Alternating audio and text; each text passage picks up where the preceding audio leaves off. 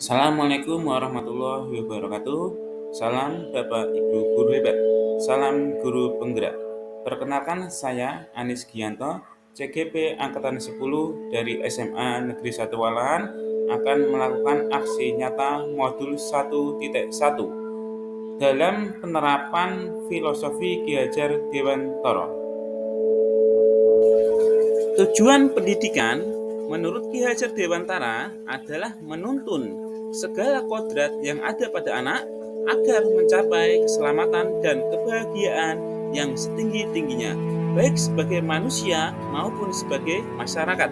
Dengan sebuah nyanyiannya yang sangat terkenal, yaitu Ing Ngarso Sung Tulodo, Ing Madya Mangunkarso Tutwuri Handayani. Setelah saya berhasil menyelesaikan modul 1.1, saya bisa menyimpulkan tentang pemikiran dari Ki Hajar Dewantara, yaitu pendidikan yang harus berpihak pada murid, tidak berpihak pada guru. Artinya, dalam melakukan pembelajaran dan pendidikan di dalam kelas harus mengutamakan kepentingan murid. Selanjutnya adalah pendidikan yang harus menuntun. Guru mampu untuk menuntun murid. Guru mampu untuk memberikan pendidikan sesuai kodrat alam dan kodrat zamannya. Guru meyakini bahwa anak bukanlah sebuah tabula rasa. Pemikiran Ki Hajar Dewantara selanjutnya adalah meyakini bahwa pendidik itu umpama seorang petani yang merawat tanamannya, menyayanginya, merawat dengan sepenuh hati. Maka guru juga semacam itu, merawat anak didiknya, membantu anak didiknya supaya tumbuh dan berkembang sesuai kodratnya. Selanjutnya adalah tentang budi pekerti. Guru dalam mengajar harus mampu menumbuhkan budi pekerti, karakter yang baik yang ada pada diri anak sebagai kodratnya. Selanjutnya adalah pendidikan seperti taman bermain, maka itu sangat menyenangkan sekali. Setelah mengikuti program Guru Penggerak modul 1.1, saya merasa belajar banyak tentang filosofi pemikiran Ki Hajar Dewantara yang mampu membantu saya dalam menghadapi dan memperlakukan merawat murid-murid saya. Kedua, saya menyadari pembelajaran yang selama ini saya lakukan masih sangat kurang, masih perlu perbaikan dan masih perlu perubahan. Ketiga, saya meyakini bahwa semua murid itu istimewa. Semua murid itu identik sesuai dengan kodratnya yang dimilikinya, yang telah diberikan Tuhan kepada setiap anak. Setelah mengikuti program Guru Penggerak modul 1.1, saya merasa menemukan ide untuk mengimplementasikan pemikiran Ki Hajar Dewantara baik di dalam kelas, dalam pembelajaran, maupun di lingkungan sekolah saya untuk bermanfaat. Saya sangat senang dan bermotivasi saat ada murid yang menjadi antusias dalam pembelajaran, dalam penanganan yang telah saya lakukan. Ide dan gagasan yang timbul selama proses perubahan yang telah saya lakukan adalah sebagai berikut. Dengan penuh kesadaran, saya akan memperbaiki cara saya dalam mengajar, mengubah metode lama saya dalam mengajar yang awalnya teacher center menjadi student center, dengan menerapkan nilai-nilai kolaboratif, aktif, dan mandiri dalam pembelajaran yang mengutamakan kepentingan siswa, berpihak pada peserta didik sesuai dengan potensi yang dimiliki oleh murid. Sebagai hasil dari pemikiran saya itu, atas perubahan saya akan melakukan praktik baik berupa aksi nyata. Aksi nyata yang telah saya lakukan di lingkungan sekolah adalah melakukan pembiasaan baik, praktik baik berupa pembiasaan berjabat tangan dan mencium tangan guru oleh murid setiap pagi ketika masuk sekolah. Saya juga melakukan aksi nyata pembiasaan praktik baik dalam menjaga lingkungan supaya tetap bersih, tidak ada sampah plastik, sehingga saya bersama-sama siswa melakukan pemilahan sampah untuk dimanfaatkan dengan 3R, yaitu reduce, reuse, dan recycle.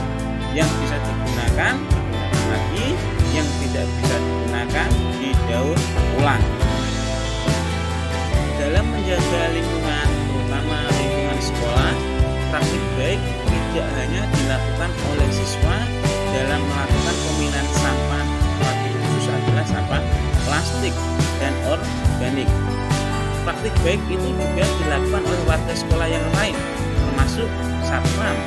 Dalam prakteknya, satpam dengan antusias melakukan pemilihan sampah. Setelah dilakukan pemilihan sampah, kemudian sampah-sampah tersebut dijual kepada pengepul di lingkungan sekolah. Setelah melakukan praktik baik di lingkungan sekolah, selanjutnya saya melakukan praktik baik di dalam kelas. Tahap pertama adalah melakukan perencanaan. Perencanaan ini saya berdiskusi dengan rekan sejawat, memilih metode dan cara yang baik dalam mengajar yang sesuai dengan karakteristik peserta didik, berpihak pada siswa, dan bisa mengembangkan potensi siswa. Selanjutnya, saya membuat perencanaan perangkat pembelajaran untuk saya lakukan di dalam kelas. Pada tahap pelaksanaan, sebelum memulai pelajaran, saya melakukan doa bersama siswa sebagai wujud hamba Tuhan untuk meningkatkan rasa religiusitas pada siswa. Setelah selesai berdoa, tahap selanjutnya adalah penyampaian tujuan pembelajaran yang harus disepakati oleh semua pihak yang ada di dalam kelas tersebut, sehingga terwujudlah kesepakatan kelas. Setelah terwujud kesepakatan kelas, kemudian dilanjutkan penyampaian alur dan metode pembelajaran yang akan dilakukan. Metodenya adalah project based learning, artinya siswa membuat sebuah karya bersama untuk kemudian nanti dipresentasikan bersama-sama. Setelah terwujud kesepakatan kelas, kemudian dilanjutkan penyampaian alur dan metode pembelajaran yang akan dilakukan. Metodenya adalah project based learning, artinya siswa membuat sebuah karya bersama untuk kemudian nanti dipresentasikan bersama-sama.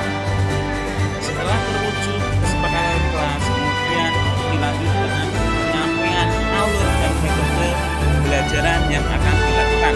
Metodenya adalah project based learning, artinya siswa membuat sebuah karya bersama untuk kemudian nanti dipresentasikan bersama-sama. Setelah terwujud kesepakatan kelas, kemudian dilanjutkan penyampaian alur dan metode pembelajaran yang akan dilakukan. Metodenya adalah project based learning, artinya siswa membuat sebuah karya bersama untuk kemudian nanti dipresentasikan bersama-sama. Setelah terwujud kesepakatan kelas, kemudian dilanjutkan penyampaian alur dan metode pembelajaran yang akan dilakukan. Metodenya adalah project based learning, artinya siswa membuat sebuah karya bersama untuk kemudian nanti dipresentasikan bersama-sama. Setelah terwujud kesepakatan kelas, kemudian dilanjutkan penyampaian alur dan metode pembelajaran yang akan dilakukan. Metodenya adalah project based learning, artinya siswa membuat sebuah karya. Setelah alur dan metode pembelajaran dipahami bersama-sama, selanjutnya siswa bersama kelompoknya melakukan presentasi hasil karya di depan teman-temannya. Teman-temannya memperhatikan dengan bersama, kemudian menirukan apa yang telah dipresentasikan oleh siswa. Kemudian semua karya yang telah dipresentasikan nanti akan diupload di YouTube dan TikTok untuk dokumentasi. Setelah semua siswa dan kelompok melakukan presentasi hasil karyanya dan disaksikan bersama-sama oleh siswa lain, guru kemudian memberikan catatan-catatan sebagai penguatan. Bagian-bagian mana yang perlu didalami oleh siswa dan bagian-bagian mana yang sudah bagus. Maka untuk selanjutnya siswa di rumah mempelajari hal-hal yang perlu didalami, sehingga pada akhirnya nanti minggu depan siswa bisa mengulangi lagi presentasinya bisa lebih baik. Alur dan kegiatan pembelajaran telah diselesaikan dengan baik sesuai dengan jamnya, dari awal rencana pelaksanaan, kemudian penguatan, kemudian yang terakhir sebelum diakhiri dilakukan doa bersama sebagai penutup, sebagai wujud rasa religiusitas hamba pada Tuhannya. Setelah semua selesai pembelajaran, maka dilakukan refleksi berdasarkan catatan selama pembelajaran. Adalah hasilnya sebagai berikut.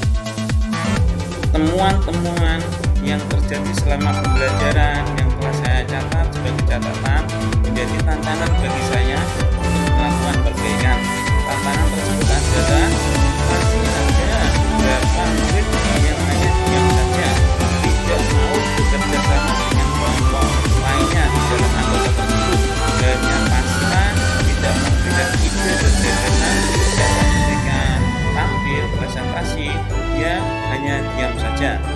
Yang kedua, masih ada beberapa murid yang kurang percaya diri dalam presentasi, sehingga menjadikan suasananya kurang nyaman. Solusi yang bisa saya berikan, yang bisa dilakukan adalah yang pertama, melakukan pembimbingan personal kepada murid atau siswa yang tidak aktif dalam pembelajaran di dalam kelompok, yang hanya diam saja, yang hanya gandul sama temannya. Yang kedua, untuk melatih kepercayaan diri siswa, maka dilatih keberanian dengan cara melakukan pembiasaan, sering diulangi, sering dibaleni, sering diulang presentasi supaya menjadi lebih lancar dan terbiasa, sehingga pada akhirnya akan bisa tampil menjadi lebih baik. Testimoni atas praktik baik yang saya lakukan di dalam kelas bersama siswa dalam pembelajaran maupun di luar kelas atau di lingkungan sekolah adalah sebagai berikut, dilakukan oleh guru dan murid sebagai peserta didik.